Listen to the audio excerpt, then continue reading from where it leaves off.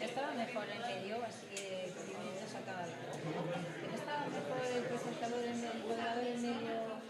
Lo han hecho de las dos maneras, No veo. lo que prefieran. Yo aquí hablo, aquí.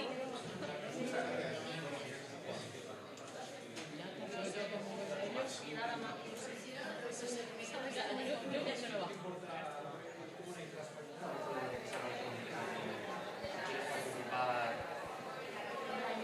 Sí, ¿no? Sí. Es que así parece que la que... Venga, vente, que te hacemos un sitio. Tú lo ves, te hablas la última y ya está.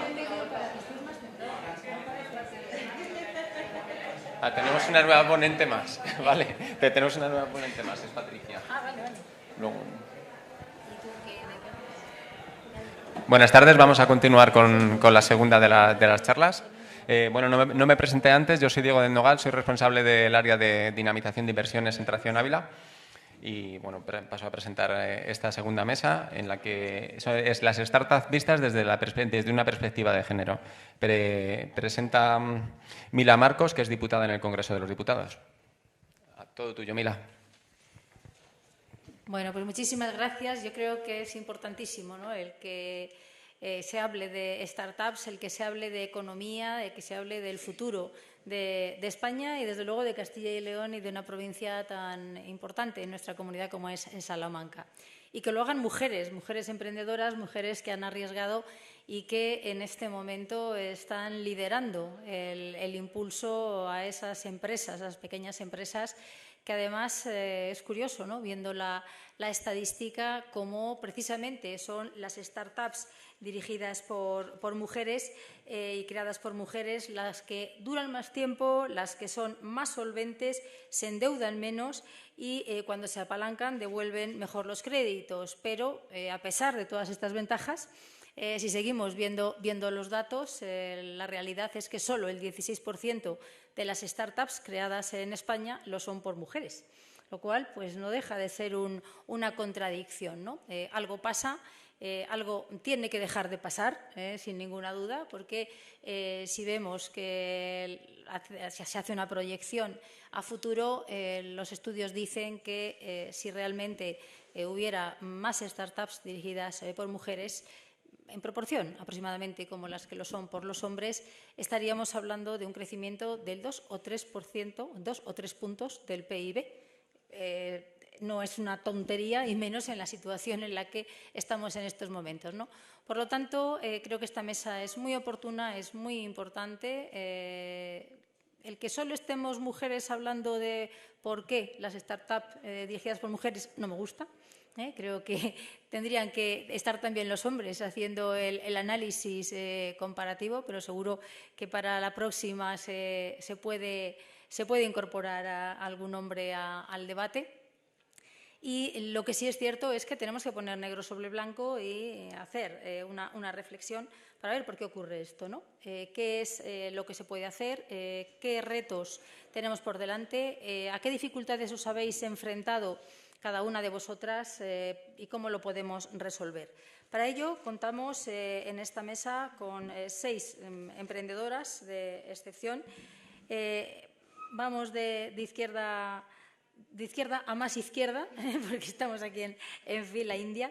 En primer lugar, nos acompaña Lucía Miguel Fraile, del Grupo Alimentario Campos de Castilla. Lidera la marca Campanera, muy importante en cuanto a la producción de una bebida saludable fabricada con un fermento de té, que se llama kombucha, y además lo hace en una bodega de vino en Mucientes, con lo cual es otra alternativa a la zona tan importante de bodegas que tenemos en nuestro país, y sobre todo en toda la zona de la Ribera, de Cigales, sí, donde tienes la denominación de origen.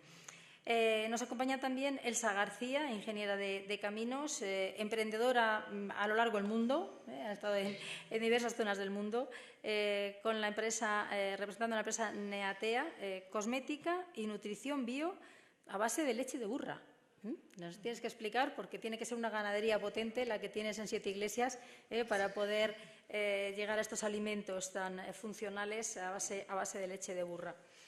Isabel Monge, profesora de Economía de la UBA, que tiene una empresa llamada Bosque Rojo, el nombre ya es bonito. Se dedica a transformar la planta de escaramujo en productos agroalimentarios. Interesante también forma de aprovechamiento, ¿no?, de lo que son los recursos naturales. Yo creo que esto es muy interesante. Además, bueno, pues la sostenibilidad está en todas y cada una de las empresas, algo que en este momento también está encima de la mesa, ¿no?, en el debate nacional. Beatriz Montenegro, Ecoitec, del grupo Ecotisa, ingeniera técnica de aquí, de Salamanca. Beatriz.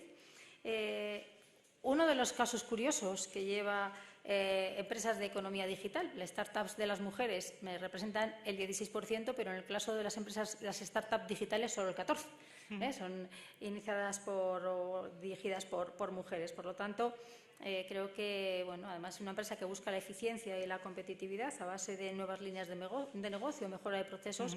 Es muy interesante porque nos puede servir a todos y para cualquier tipo de negocio. Adriana Casillas, CEO cofundadora de Tebrio, otra de las emprendedoras en temas de sostenibilidad con colaboraciones a lo largo y ancho del mundo, que trabaja en el sector de industria de cría de insecto Tenebrio molitor, importante como producto premium, además, para mercados de alimentación en este momento y nutrición vegetal, cuestiones alternativas. O el uso, por ejemplo, de sectores de trabajo en bioplásticos o en cosméticos. Y se ha incorporado además Patricia, viene con el producto debajo de la mano, con lo cual no hay ninguna duda que hace vino en lata. Y además aquí en Salamanca también. Como os decía, creo que tenemos un reto. Yo os voy a hacer dos preguntas. La primera, ¿qué podemos hacer, ¿no?, para que sí es cierto que el resultado de las startups dirigidas por mujeres es mejor, si es bueno para la economía, si no tienen demasiados problemas de supervivencia, porque solo el 16% de las startups son iniciativa de mujeres.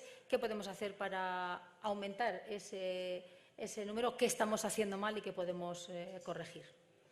Bueno, yo no creo que estemos haciendo nada mal. Yo creo que lo que es difícil no es emprender. Entonces, al final, seas hombre o mujer, lo que es difícil es emprender. En mi caso, yo sí que he tenido referentes femeninos en el sector agroalimentario y creo que lo están haciendo bastante bien. La directora general de Prosol es una mujer, por ejemplo, y para mí es una referente. Rocío. Entonces, yo no tengo tampoco la respuesta. Creo que al final tenemos que ver de dónde venimos y a dónde vamos. Y creo que los datos, cada vez hay más. Y yo, mi caso es, yo soy cofundadora con un socio hombre y los dos nos complementamos. Quiero decir que al final yo creo que no es por ser mujer, sino que creo que es difícil emprender. Así. Bueno, yo creo que sí que a muchas mujeres le faltan referentes de otras mujeres que hayan emprendido y creo que, bueno, dar visibilidad tanto en universidades como en institutos. Yo hace no mucho tiempo estuve participando en una gira de Coca-Cola y fui a explicar mi proyecto a un instituto donde había muchas chicas que no tenían muy claro qué querían hacer en un futuro, y el que tengan este referente y ver que hay mujeres que se dedican a esto, porque sí que creo que al igual que hay menos porcentaje de mujeres que estudian ingenierías, que estudian pues licenciaturas más científicas, digamos, técnicas, quiero decir, pues lo mismo ocurre con el emprendimiento, y eso sí que creo que es debido a la tradición que tenemos y es un cambio que se tiene que dar en la sociedad, un poco de visibilizar que eres mujer y también puedes hacer eso, este empoderamiento del que tanto se habla. A partir de aquí, siempre pues, suelo decir lo mismo, que no todo el mundo tiene por qué emprender, que emprender es muy difícil siendo hombre y siendo mujer, y empoderar a las mujeres que quieran emprender sus proyectos, por supuesto, pero tampoco se trata de intentar hacer crecer el sector del emprendedurismo femenino de forma ficticia. De forma ficticia, exactamente. Sí, en este caso estoy de acuerdo con lo que comentan mis compañeras. Al final, donde se encuentra esa dificultad es en el hecho de emprender en sí. Y sí que es verdad que a lo mejor hasta la fecha pues ha existido una falta de de referentes femeninos, porque la mayoría ha sido masculino, pero como decíamos, como ocurre también en otros sectores, y al final, pues eso, dando visibilidad y viendo esa posibilidad de poder compatibilizar lo que es un proyecto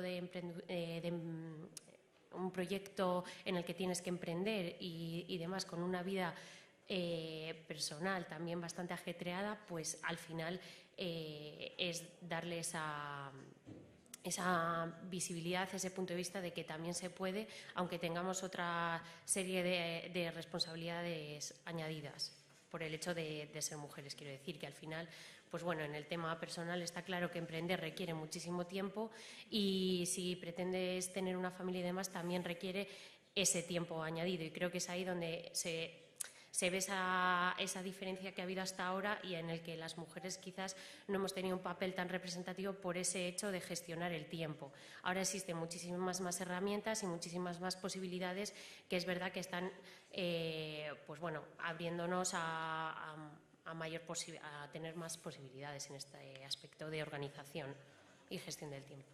Beatriz.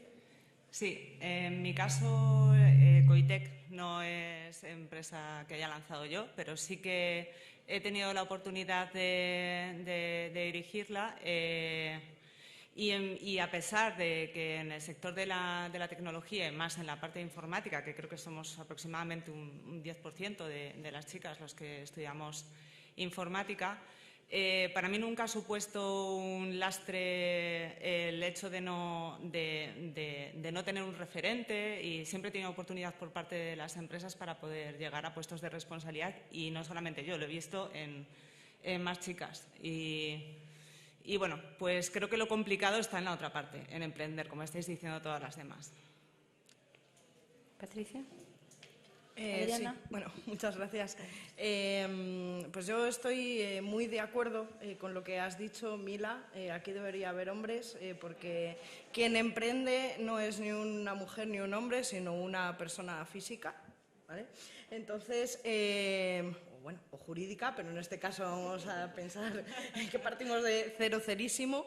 Entonces, bueno, pues creo que es un flaco favor, ¿no? El tema de no incluir a los hombres en este tipo de debates, porque estoy segura de que su manera de ver las cosas desde fuera, no tanto entre nosotras, nos podría aportar mucho.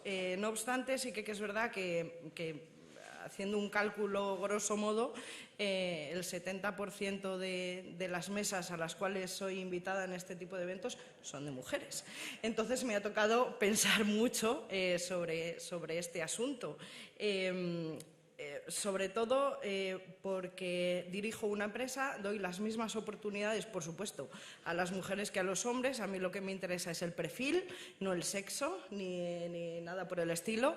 Y sí que es verdad que lo que he notado es que, pues, explicándolo un poco al hilo de lo que comentabas, nosotras somos mucho más ejecutivas, quizá por eso, los riesgos que tomamos dentro de nuestras propias compañías son menores, pero eso también lo hacemos en nuestro día a día. Entonces, ¿qué es lo que pasa? Emprender conlleva un riesgo enorme. ¿Está la mujer dispuesta a hacer frente a ese reto?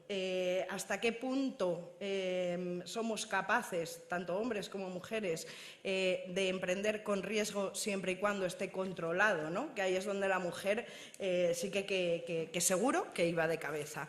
Entonces, bueno, pues yo creo que muchas veces estamos buscando en los institutos, en las universidades, en las referencias, y si en realidad sí que somos diferentes en términos biológicos y la mujer busca cosas diferentes a las que busca un hombre. Eso no quiere decir que aquellas que quieran emprender, que aquellas que quieran liderar, que aquellas que quieran hacer lo que quieran en su vida no tengan la oportunidad de hacerlo, pero tampoco las podemos obligar, ¿no?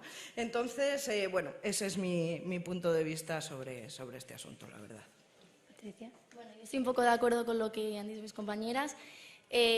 Yo soy joven, estoy empezando, y gracias a, por ejemplo, a mi familia, que es con el que ha formado la empresa, he tenido el apoyo de poder formarlo. Entonces yo creo que lo que ha comentado, creo que siempre un hombre y una mujer pueden estar totalmente de acuerdo, pueden tener talentos diferentes y creo que cada uno puede aportar una cosa en la empresa o en cualquier ámbito. Y bueno, eso, que ahora mismo no hay muchos referentes. Yo, por ejemplo, estoy empezando, no tengo muchos referentes de mujeres, pero bueno, creo que cada vez hay más y creo que poco a poco se puede ir consiguiendo. Y bueno, lo que han comentado, que no todas las mujeres tenemos que emprender, tenemos que hacer lo que realmente nos guste, pero si queremos emprender, que luchemos por ello. Muy bien. Al final realmente depende de nuestra propia iniciativa y de las capacidades, no de las posibilidades, que entendéis que son las mismas para hombres que para mujeres. Hombre, quizá también necesitamos un poco más de tiempo, ¿no? Es cierto que en las carreras más técnicas hay más hombres que mujeres, o por lo menos había, ¿no? Hasta yo me acuerdo cuando estudié la carrera que en ingeniería había 2 chicas, solamente, y ahora bueno, pues hay un porcentaje muy superior. Bueno, si esto ocurre en general, otra de yo creo que los puntos fuertes, ¿no?, de las startups y de el que sean mujeres las que lideren estas empresas es el efecto que tiene sobre el entorno rural si estas empresas se instalan en el mundo rural. No cabe duda de que en la lucha contra la despoblación la actividad económica en el entorno es fundamental. Y aquí sí que tenemos un serio problema, ¿no?, quizá técnico, que es la cuestión de Internet en todo el entorno rural. Y eso, bueno, yo soy firme defensora y he peleado para que haya red en cada una de las esquinas de Castilla y León durante muchos años, pero hoy por hoy todavía no lo tenemos, aunque parezca mentira, y sigo peleando desde donde estoy en este momento. Por eso creo que es fundamental también que en esta mesa salga el tema y veamos, nos contéis, ¿no?, qué se puede hacer teniendo en cuenta, como bien habéis dicho, que depende de la iniciativa, que aquellas mujeres que decidan emprender puedan elegir, ¿no?, el mundo rural. O sea, ¿qué falta para que haya más emprendimiento en el medio rural en este momento, sabiendo que hay uno de los grandes retos precisamente es ese? Fijaros, aquí sí que los datos de las mujeres en el mundo rural son tremendos, ¿no? La mayor parte, el 67%, dedican sus tiempos de trabajo a las tareas domésticas. El 67% de las mujeres del mundo rural. Esto es un dato muy, muy, muy elevado, ¿no?, frente al 29,8% que tienen trabajo doméstico con alternativas de otras características. ¿Qué pensáis que desde el mundo de las startups, que desde este punto de encuentro que se ha generado en el que, bueno, yo creo que la innovación o es abierta o no es ya en este momento, ¿no?, en el que estamos viendo, intercambiando ideas y experiencias con gente de otros países, de otros territorios muy similares al nuestro, qué se puede importar, qué se puede hacer, qué podemos implementar en Castilla y León o en las zonas despobladas, no solo de Castilla y León, porque esto está ocurriendo en toda Europa, no solo en Castilla y León ni solo en España, absolutamente en toda Europa. ¿Qué iniciativas se podrían poner en marcha o qué pensáis vosotros que necesitaríais para las que no estáis ya en el medio rural, porque muchas de vosotras ya lo estáis? ¿Qué ventajas habéis encontrado o qué os habéis encontrado que falta y que se puede poner en marcha para hacer atractivo el medio rural para el emprendimiento femenino? Bueno, yo en mi caso, el emprender, estamos ubicados en Mucientes, a 9 kilómetros de Valladolid, y estar allí ha sido buscado. Para nosotros era una ventaja emprender en un pueblo. La primera razón es porque nosotros hemos emprendido con dinero nuestro. Al final, luego sí que es verdad que buscamos financiación, pero el principio de la andadura ha sido con el dinero que teníamos ahorrado. Esto nos ha permitido, al final, encontrar un sitio que estaba en desuso, arreglarlo por muy poquito dinero y emprender y sacar adelante la idea de negocio que teníamos en la cabeza con dinero nuestro. Es decir, que si lo he hecho yo, lo puede hacer más gente. Nosotros es verdad que, bueno, pues Mucientes está bien localizado, está bien ubicado, estamos a 10 kilómetros de Valladolid y la verdad es que no tenemos nada malo que decir, son todo ventajas para nosotros. De hecho, pues además nos ayuda con el storytelling, porque arreglar una antigua bodega de vino en un sitio que tiene 600 habitantes, que estamos ayudando contra la despoblación, o sea, al final nosotros esto también nos ayuda a contar la idea de negocio. Para nosotros ha sido todo ventajas. Tenemos todo lo bueno que tiene la ciudad, pero en un pueblo. O sea, darlo a conocer, Pues quizá, sí. ¿no? Que más mujeres lo conozcan. Eso es. Bueno, pues en mi caso yo solo le veo ventajas a estar en un pueblo. Con mi proyecto no existe otra porque tengo una granja de burras ecológico en extensivo, hacemos el proceso integral, vamos desde obtener la materia prima, transformarla, hacer los productos y los distribuimos nosotros también. En mi caso estoy ubicada en Siete Iglesias de Tormes, estoy a 29 kilómetros de Salamanca, con lo cual no tengo apenas desventajas. Tengo muy cerca la ciudad, tengo conexión a Internet, o sea, no estoy en una zona mal comunicada. Y bueno, cuando yo me planteé esta idea de negocio, estudiando un MBA en el extranjero, me acuerdo que me decían, cuando emprendes un negocio tienes que buscar cuál es el problema que tiene la sociedad y cuál es la solución que tú les das, ¿no?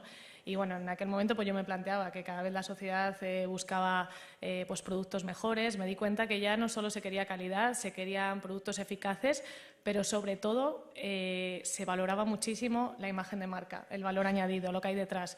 Y yo creo que ese valor añadido a día de hoy solo nos lo da el entorno rural. Yo lo que pongo en valor, mi propuesta de valor es en primer lugar favorecer, bueno, estar implantados en una zona rural, favorecer el desarrollo rural, ayudar a proteger una especie que está en peligro de extinción, tener una ganadería ecológica en extensivo con un modelo muy sostenible, haber implantado aquí en otro pueblo, en Villamayor, que es donde tenemos las instalaciones del laboratorio, una industria sostenible, y creo que solo de esa manera podemos ofrecer un producto de calidad, eficaz y además que tiene detrás todo ese valor añadido. Entonces, en mi caso, todos son ventajas. Pues en mi caso es diferente. Nos situamos en un pueblo que está a media hora de Palencia, 1 hora de Valladolid. Todos los socios somos de Palencia a Valladolid. No tenemos Internet, eso es un problema, así que demandamos Internet, lo están poniendo ahora. ¿Por qué nos hemos situado ahí? Pues bueno, pues lo mismo, para revalorizar un terreno que nosotros sentimos como propio y desde ahí relanzar nuestra idea de negocio, que de verdad estamos en un... De verdad, yo creo que en la España vaciada de verdad, que es donde, ¿qué reclamamos? Pues servicios, la verdad. Porque es muy difícil irte a vivir ahí, puedes emprender ahí, que es lo primero que tenemos que hacer, empezar a emprender para que si nosotros demandamos Internet, pues pueda haber Internet, ¿no? Si no hay nadie que lo demande, tampoco va a haber. Si no hay gente que se empadrone allí, tampoco va a haber servicios. Es un poco, ¿no?, buscar ese equilibrio. Entonces, nosotros de momento ninguno vivimos ahí por practicidad, pero es verdad que es un poco lo que nos gustaría, y por eso nosotros empezamos desde ahí nuestro proyecto y vemos básico, pues, o vemos una ventaja competitiva estar ahí, porque al final los mercados ahora no son de proximidad o sea, al final a través de Internet puedes gestionar prácticamente toda esa parte de gestión de venta. Y estar en un pueblo, como comentan mis compañeras, te da unas ventajas competitivas de acceder a unas infraestructuras que por coste pues, de alquileres y demás van a ser más económicas que en un polígono industrial de Valladolid, por ejemplo. Lo que comentaba también ella, que al final está revalorizando un territorio que si no existe ese aprovechamiento, y si nosotros estamos reaprovechando algo que está infrautilizado, pues también lo hacemos en el territorio, porque es como nuestra identidad y nuestra marca. Pero sí que es verdad que, bueno, que pues encontramos esos problemas del mundo rural, que estamos lejos de lo que es la ciudad. La conectividad. La conectividad. La conectividad, sí. Sí. En el caso de mi empresa, también para nosotros es muy importante toda la parte de conectividad, sobre todo porque el sector de tecnología se ha ido deslocalizando en los últimos años. Antes estaba muy centralizado en las grandes capitales, se fue descentralizando y nacieron muchos parques tecnológicos a lo largo de España, pero sí que es cierto que después de todo el tema de COVID ha habido un antes y un después, y la gente ha descubierto que puede teletrabajar y puede estar teniendo una calidad de vida en un entorno rural, puede acceder a unas viviendas mucho mejores que en grandes ciudades. Y sobre todo de cara a poder conciliar vida personal y profesional. Entonces, fundamental, buenas comunicaciones. si no tenemos buenas comunicaciones, pues es un trabajo que no se va a poder desarrollar. Totalmente. Sí, bueno, antes has dado un dato que no recuerdo exactamente la cifra, pero hablabas de cuál es el trabajo de la mujer que vive en el entorno rural. Bueno, yo soy de un pueblecito de 300 habitantes, muy cerquita de Salamanca, pero muy pequeñito, y creo que no es una cuestión de que vayan empresas, sino de mentalidad. En mi pueblo, cuando nosotros comenzamos con Tebrio, conté la idea a unas pocas personas y bueno, hubo alguien que me dijo: como lo cuentes en el pueblo, te queman en mitad de la plaza como un hereje. ¿Vale? En aquel momento, obviamente, nadie entendía en realidad cuál era el objetivo de Tebrio. Simplemente pensaban que nos dedicábamos a criar insectos y que eso se lo iba a comer alguien. Bueno, a grosso modo puede ser algo así, ¿no? Pero en realidad ese no era nuestro objetivo solamente, ¿no? Sino la cuestión era cómo hacerlo. Entonces, al hilo de lo que comentabas, creo que lo primero que hay que hacer no es llevar empresas, etcétera, porque ¿para qué van a quedar? Para limpiar la industria, para limpiar. Lo primero que habría que hacer es, de alguna manera, desarrollar ciertas labores educativas, no lo sé, o sea, parece que estamos 50 años atrás en los pueblos, en términos de mentalidad, y eso en la mujer se nota muchísimo, porque es la que más ha evolucionado en los últimos años, ¿no? Entonces ahí creo que habría que hacer algo así. En cuanto a cómo crear riqueza, que esa sería la otra parte, ¿no? Cómo crear riqueza en el mundo rural, en nuestro caso somos una industria, actualmente estamos construyendo aquí al lado de Salamanca, en Peña Alta, y bueno, estamos construyendo 80.000 metros cuadrados de producción, ¿vale? Son instalaciones de producción y transformación, y obviamente lo tenemos que hacer en suelo que nos lo permita, es decir, suelo industrial o suelo urbano. No nos podemos permitir a la Plaza Mayor hacerlo. ¿Qué necesitamos al final para que esas industrias, para que esas empresas se puedan establecer en el mundo rural? Pues algo tan sencillo como comunicaciones. O sea, creo que las comunicaciones son esenciales tanto a aeropuertos internacionales, cuál es el aeropuerto internacional más cercano que tienes y cómo llego y cómo vuelvo a mi casa, que eso es un dolor, y por otro lado todas las conexiones de mercancías. O sea, hablamos de sostenibilidad, pero nosotros realmente, ¿por qué estamos comenzando a construir esta planta en Peña Alta? Es porque tenemos una línea férrea, o sea, una línea de tren que pasa directamente, el tren para en las propias instalaciones. Eso nos permite también ser mucho más competitivos, y no estoy hablando en términos de costes, sino que también, según se están poniendo las cosas, sino en términos de valor, que es muy interesante, qué valor le da tu empresa y qué impacto tienen tus productos en el mundo, para poder aportar algo. Entonces, desde el mundo rural se puede aportar muchísimo. ¿Tenemos claro lo que se necesita? Yo creo que sí. ¿Que deberíamos empezar a hacer más y hablar menos? También. Entonces, creo que la conjunción de esas cuestiones muchas veces sí que se dan datos y, bueno, nos quedamos con el dato, ¿no? Pero en realidad hay que analizar, ¿no? Hay que, vale, sí, pero ¿qué está pasando? ¿Qué pasa, ¿no? Pues que en realidad, vamos, o sea, en ningún momento la madre de esa niña o chica de 20 años va a dejar que haga ciertas cosas porque la tradición es, ¿vale? Entonces creo que lo primero es labor educativa y luego, por supuesto, no tiene absolutamente nada que ver con el hecho de poder implantar empresas en ese mundo rural. Se necesitan otras cosas, ¿no? Bueno, pues en ese tema no puedo comentar mucho porque, bueno, hemos empezado empresas hace muy poquito y, pues, como te han comentado mis compañeras, solo aprender de ellas de momento. Bueno, la verdad es que sois muy prudentes. Os voy a hacer una pregunta rápida de sí o no. Dos, pero las dos de sí o no. Con lo que habéis planteado y lo que habéis expuesto todas, realmente el problema, todo lo que tiene el mundo rural son ventajas, pero lo cierto es que el mundo rural se está despoblando. Por lo tanto, no sé si en la primera parte lo que es mundo rural sería un atractivo, además de las ventajas que habéis planteado, un modelo de fiscalidad diferenciada, ¿sí o no? Claro que sí. Claro que sí.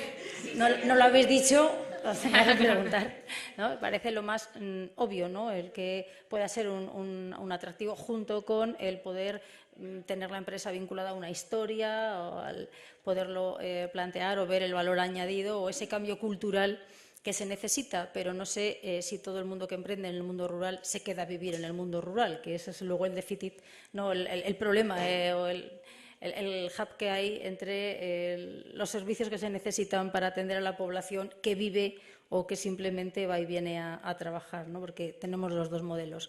Y ya para terminar la mesa, la segunda pregunta, vinculada un poco a todo lo que habéis estado hablando.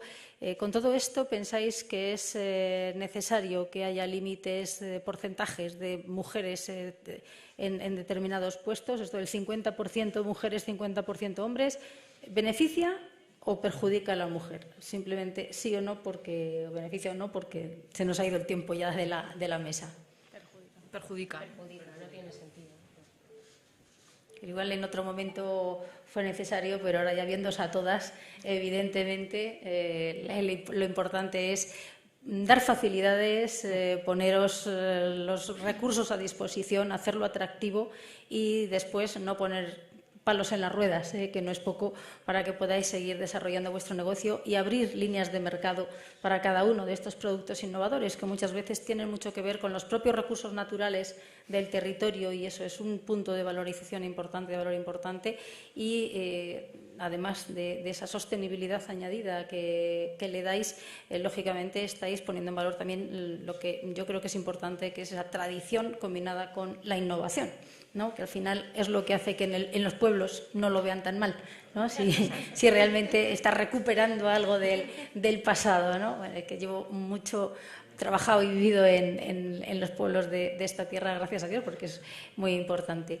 Muchísimas gracias a todas, enhorabuena por estos proyectos y adelante.